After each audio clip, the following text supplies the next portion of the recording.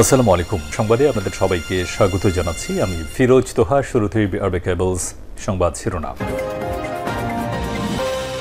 বাংলাদেশের সর্বশেষ গুরুত্বপূর্ণ আপডেট সংবাদে আপনাকে স্বাগত। শুরুতেই সংবাদ শিরোনাম, পরে বিস্তারিত। শুরুতেই জানাবো, বাধা সত্ত্বেও নতুন বাংলাদেশ গড়ার প্রত্যাশা প্রধান উপদেষ্টার। দেশে সব জায়গায় ঈদের জামাতে যারা শরিক হয়েছেন, নারী ও প্রবাসী শ্রমিক সহ সবাইকে ঈদের শুভেচ্ছা জানিয়েছেন প্রধান উপদেষ্টা। ঈদ নৈকট্য ভালোবাসার দিন। আমাদের মধ্যে যে ঐক্য তৈরি হয়েছে স্থায়ীভাবে সেটি গড়ে তুলতে চাই বললেন প্রধান উপদেষ্টা। সোমবার ৩১শে মার্চ এসব কথা বলেছেন প্রফেসর ডক্টর মোহাম্মদ ইউনূস। এরপর জানাবো, এলো খুশির ঈদ গানে মুখরিত রাজধানী। ইসলাম ধর্মাবলম্বীদের জন্য মুঘল আমলের মতো পবিত্র ঈদ উল ফিতর পালিত হচ্ছে ঢাকায়। সেখানে এলো খুশির ঈদ ঘোড়ার গাড়ি শো সারা ঢাকাবাসী উৎসবে মেতে উঠেছে। তারা মুঘল আমলের মতো এবছর পবিত্র ঈদ উল ফিতর পালন করছে। এদিকে রামগঞ্জে উপদেষ্টা মাহফুজ আলমের বাবার উপর হামলা। লক্ষ্মীপুরে তথ্য উপদেষ্টা মাহফুজ আলমের বাবা আজিজুর রহমান বাচ্চু মোল্লার উপর হামলার ঘটনা ঘটেছে। পরে রামগঞ্জ উপজেলা স্বাস্থ্য কমপ্লেক্সে প্রাথমিক চিকিৎসা শেষে তাকে বাড়িতে নিয়ে যাওয়া হয়। বাচ্চু মোল্লা ইসাপুর ইউনিয়ন বিএনপির সাংগঠনিক সম্পাদক। জানাবো, নড়াইলে দুই পক্ষের সংঘর্ষে বিদ্ধ খুন, আহত ১০। নড়াইলের কালিয়ার জামলিরডাঙ্গা গ্রামে উপজেলায় আধিপত্য বিস্তারকে কেন্দ্র করে দুই পক্ষের সংঘর্ষে তালেব শেখ ৬৫ নামে এক বৃদ্ধ নিহত হয়েছে। তিনি ওই গ্রামের ইমতিয়াজ শেখের ছেলে। ঘটনায় অন্তত ১০ জন আহত হয়েছে। পরিস্থিতি নিয়ন্ত্রণে সেনাবাহিনী, পুলিশ ও অন্যান্য আইনশৃঙ্খলা রক্ষাকারী বাহিনী কাজ করছে।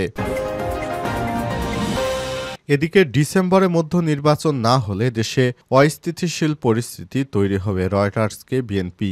বাংলাদেশের প্রধান বিরোধী দল বিএনপি সতর্ক করে বলেছে, আগামী ডিসেম্বরের মধ্যে জাতীয় নির্বাচন না হলে অস্থিতিশীল পরিবেশ ও জনগণের মাঝে অসন্তোষ দেখা দিতে পারে। ২০২৬ সাল পর্যন্ত নির্বাচন স্থগিত থাকতে পারে। অন্তর্বর্তীকালীন সরকারের প্রধান এমন কথা বলার পরই বিএনপির পক্ষ থেকে সতর্কবার্তা দেওয়া হলো।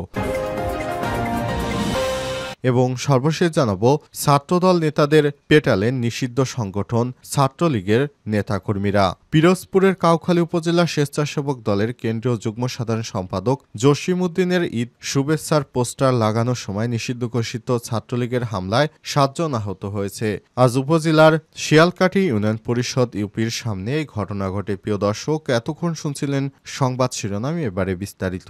তবে তার আগে বন্ধুরা, অনুরোধ থাকবে সংবাদটিতে একটি লাইক দিন। এই চ্যানেলে আপনি নতুন হয়ে থাকলে আমাদের সংবাদটি দেখতে দেখতে চ্যানেলটি সাবস্ক্রাইব করে রাখুন। কমেন্ট করে বন্ধুরা আপনার মূল্যবান মতামত জানিয়ে দিন আপনি বিশ্বের কোন দেশ থেকে বা বাংলাদেশের কোন স্থান থেকে আমাদের সংবাদটি দেখছেন এবং শুনছেন। আর বন্ধুরা, এই সংবাদটি আপনার সোশ্যাল মিডিয়া ফেসবুকে শেয়ার করে দিন, যাতে করে আপনার বন্ধুরা ওই আমাদের লেটেস্ট আপডেট সংবাদগুলো দেখতে এবং শুনতে পারে। এবারে বিস্তারিত। বাধা সত্ত্বেও নতুন বাংলাদেশ গড়ার প্রত্যয় প্রধান উপদেষ্টার। দেশের সব জায়গায় ঈদের জামাতে যারা শরিক হয়েছেন এবং নারী, প্রবাসী, শ্রমিক সহ সবাইকে ঈদের শুভেচ্ছা। ঈদ নৈকট্য ও ভালোবাসার দিন। আমাদের মধ্য যে ঐক্য তৈরি হয়েছে স্থায়ীভাবে সেই লক্ষ্য গড়ে তুলতে চাই। সোমবার ৩১ মার্চ জাতীয় ঈদগাহে ঈদ উল ফিতরের নামাজ পড়ার পর দেয়া এক বক্তব্যে এসব কথা বলেছেন প্রধান উপদেষ্টা ডক্টর মোহাম্মদ ইউনূস। তিনি আরও বলেছেন, আমাদের মধ্যে যে ঐক্য তৈরি হয়েছে সব প্রতিকূলতার সত্ত্বেও সেই ঐক্য অটুট রাখতে হবে। সেই সঙ্গে একটি ঐক্যবদ্ধ জাতি ও বাধা সত্ত্বেও নতুন বাংলাদেশ গড়ার প্রত্যয় ব্যক্ত করেছেন তিনি। এ সময় জাতীয় ঈদগাহে ঈদ উল ফিতরের নামাজ শেষে এক বক্তব্যে সব কথা বলেছেন প্রধান উপদেষ্টা প্রফেসর ডক্টর মোহাম্মদ ইউনূস। তিনি আরও বলেছেন, আমাদের মধ্যে যে ঐক্য তৈরি হয়েছে সব প্রতিকূলতা সত্ত্বেও ঐক্য ধরে রাখতে হবে। এর আগে আইনশৃঙ্খলা বাহিনীর নিরাপত্তার মধ্য দিয়ে 2 ঘণ্টা আগে থেকে মুসল্লিরা রাজধানীর হাইকোর্ট সংলগ্ন জাতীয় ঈদগাহ ময়দানে প্রবেশ করেছে। সরেজমিনে দেখা গেছে, পল্টন মোড়ে, মৎস্য ভবন এবং হাইকোর্ট এর সামনে লম্বা লাইনে দাঁড়িয়ে মুসল্লিরা ঈদগাহ ময়দানে প্রবেশ করেছে। একইভাবে ঢাকা বিশ্ববিদ্যালয় প্রান্তেও দীর্ঘ লাইন ছিল। বায়তুল মোকাররমের জাতীয় মসজিদের খতিব মুফতি মোহাম্মদ আব্দুল মালেক ইমাম হিসেবে এবং জামাতের দায়িত্ব পালন করেছেন এবং কারি হিসেবে বায়তুল মোকাররমের মুয়াজ্জিন মহসিন মোহাম্মদ হাবিবুর রহমান। ঢাকা দক্ষিণ সিটি কর্পোরেশন ডিএনসিসির ব্যবস্থাপনায় জাতীয় ঈদগাহ ময়দান প্রস্তুত করা হয়েছে। প্রায় 3,22,800 বর্গফুট আয়তনের এই মাঠে একসঙ্গে 35,000 মুসল্লি নামাজ আদায় করতে পারেন। রাজধানীতে মুঘল আমলের কায়দায় ঈদ আনন্দ মিছিল শুরু। ঢাকা উত্তর সিটি কর্পোরেশনের উদ্যোগে সুলতানি মুঘল আমলের কায়দায় শুরু হয়েছে ঈদ আনন্দ মিছিল। এতে অংশ নিয়েছে হাজার হাজার মানুষ। সোমবার 31শে মার্চ সকাল 10টায় রাজধানীর আগারগাঁয়ে পুরাতন বাণিজ্য মেলার মাঠের সামনে থেকে মিছিলটি শুরু হয়। এটি আগারগাঁওয়ের প্রধান সড়ক ধরে খামারবাড়ি মোড় হয়ে মানিক মিয়া অ্যাভিনিউতে সংসদ ভবনের দক্ষিণ প্লাজার সামনে গিয়ে শেষ হয়। সরেজমিনে গিয়ে দেখা গেছে ঈদের জামাত শেষ হতেই বেজে ওঠে ব্যান্ড পার্টির বাজনা। বাজতে থাকে সেই মধুর সুর এবং মোর রমজানেরও রোজা শেষে এলো খুশির ঈদ। এ সময় হাজার হাজার মানুষ একসঙ্গে ঈদ আনন্দে মেতে ওঠেন এবং সারা মিছিল শুরুতে ছিল 5টি ঘোড়ার গাড়ি। মিছিল থাকছে মোট 15টি ঘোড়ার গাড়ি। এর সঙ্গে সাধারণ মানুষ উদ্যমভাবে সেখানে উপস্থিত থেকে তারা ঈদকে উপভোগ করছেন। সাধারণ জনতা সেখানে উপস্থিত থেকে পবিত্র রোজা শেষে এলো খুশির ঈদ গানে মুখরিত রাজধানীর বিভিন্ন স্থানে ঘুরে এই সমস্ত গান দেখা গিয়েছে। সেখানে ইসলাম ধর্মাবলম্বীদের জন্য ঈদ আল্লাহর পক্ষ থেকে একটি অন্যতম নিয়ামত। রাজধানী সহ সারা দেশে ছড়িয়ে পড়েছে আনন্দে মুসলিম সম্প্রদায়ের জন্য একটি অতি গুরুত্বপূর্ণ উৎসব। সেখানে বিভিন্ন স্থানে কনসার্ট হয়েছে এবং স্লোগানে মুখরিত হয়েছে পুরো ঢাকা। রামগঞ্জে উপদেষ্টা মাহফুজ আলমের বাবার উপর হামলা। লক্ষ্মীপুরে তথ্য উপদেষ্টা মাহফুজ আলমের বাবা আজিজুর রহমান বাচ্চু মোল্লার উপর হামলার ঘটনা ঘটেছে। পরে রামগঞ্জ উপজেলা স্বাস্থ্য কমপ্লেক্সে প্রাথমিক চিকিৎসা শেষে তাকে বাড়ি নিয়ে যাওয়া হয়।